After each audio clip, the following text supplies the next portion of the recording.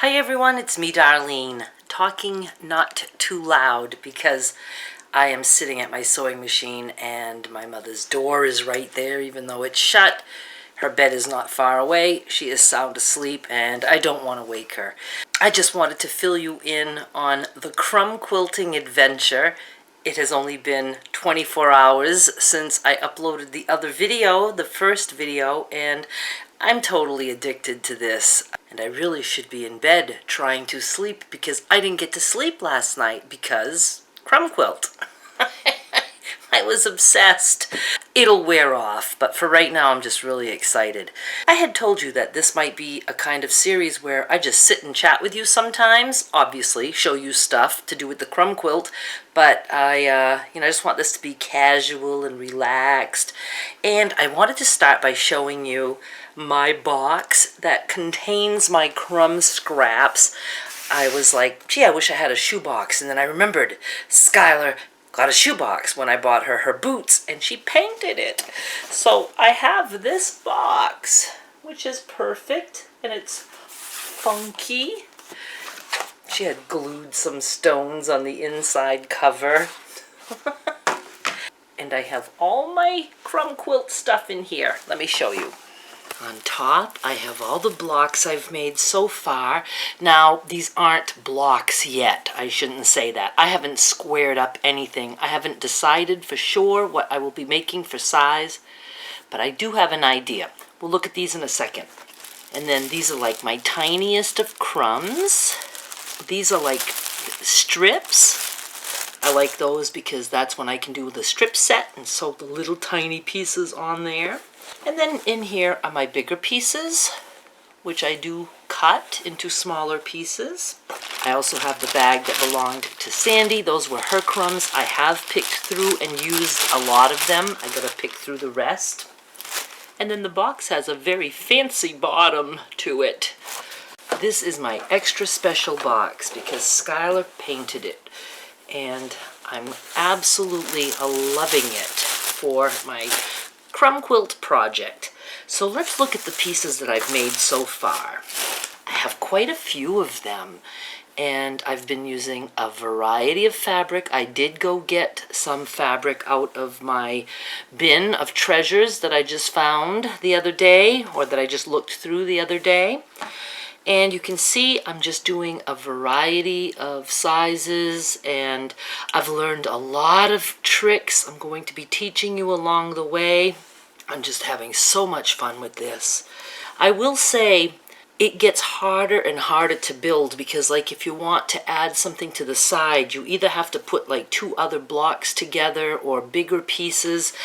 I was thinking I wanted to make big blocks, like maybe 10-inch, and I actually think I'm going to do smaller, and I was going to do 5-inch, but then I thought the width of my ruler is 6 inches, so it might make sense to just go 6 inches because I can quickly and easily measure, you know, like this would be 6 inches wide. Obviously it's not 6 inches this way, so you know, you have to build your block bigger than 6 and then you cut it.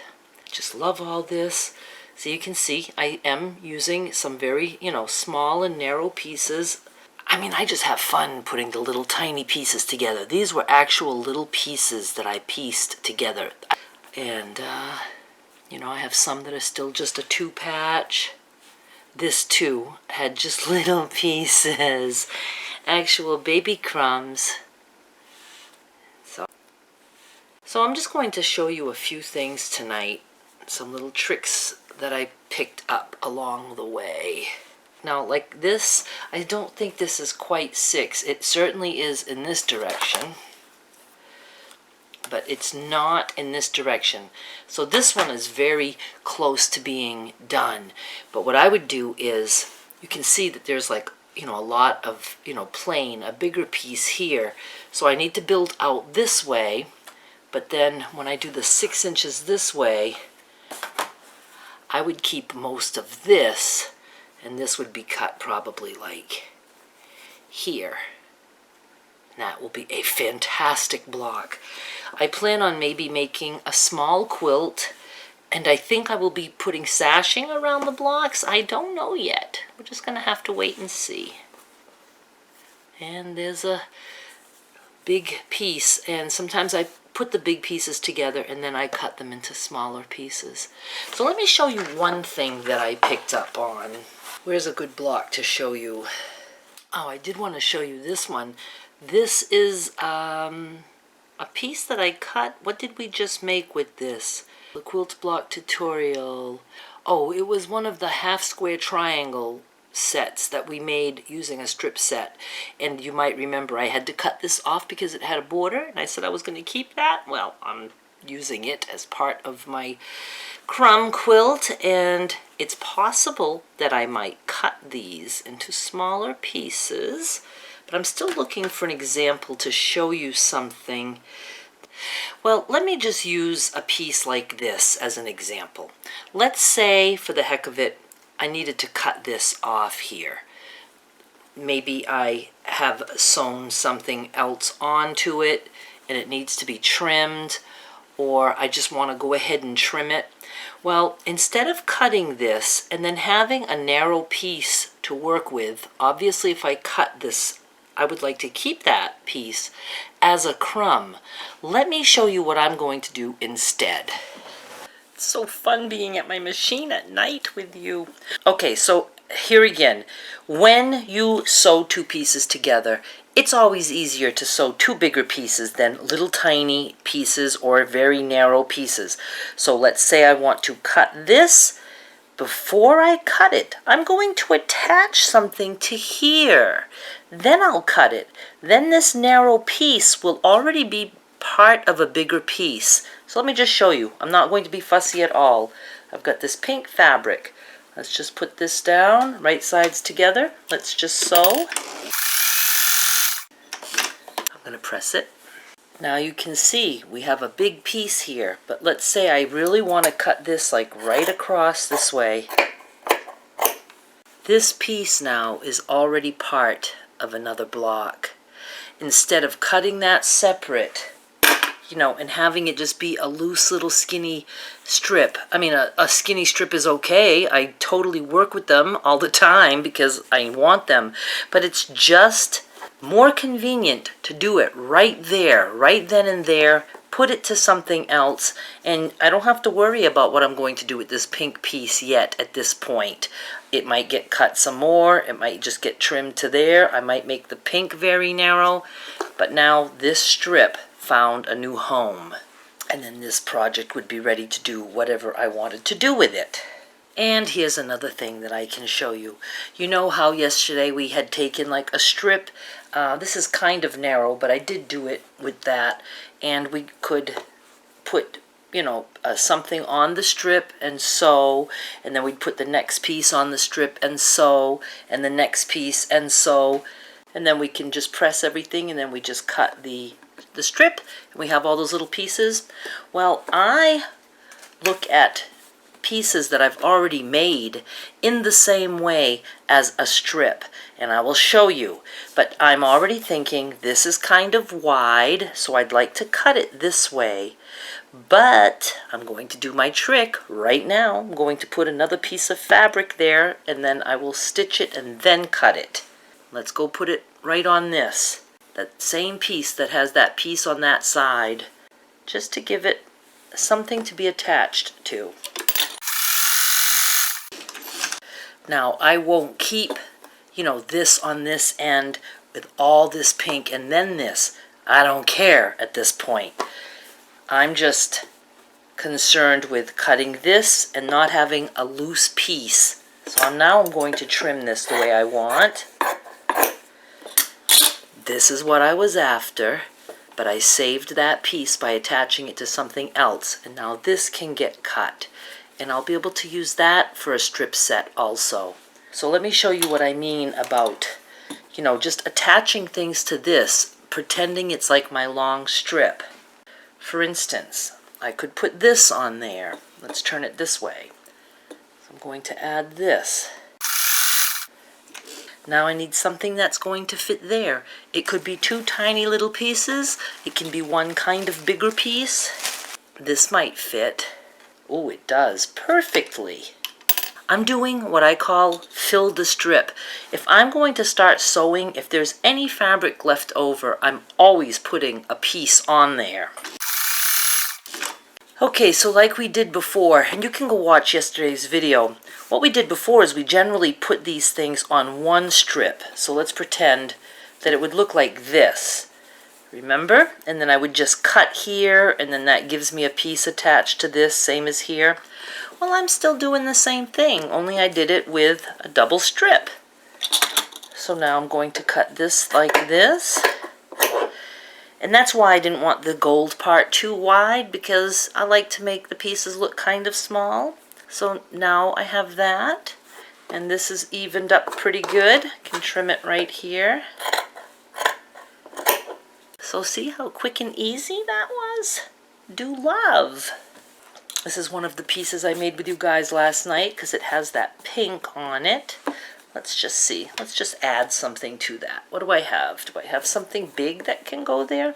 That looks like that will work. I have a pretty straight line here, a curved line here. You can always get a little cutting mat if you want and use your rotary cutter. I'm like really just happy with scissors.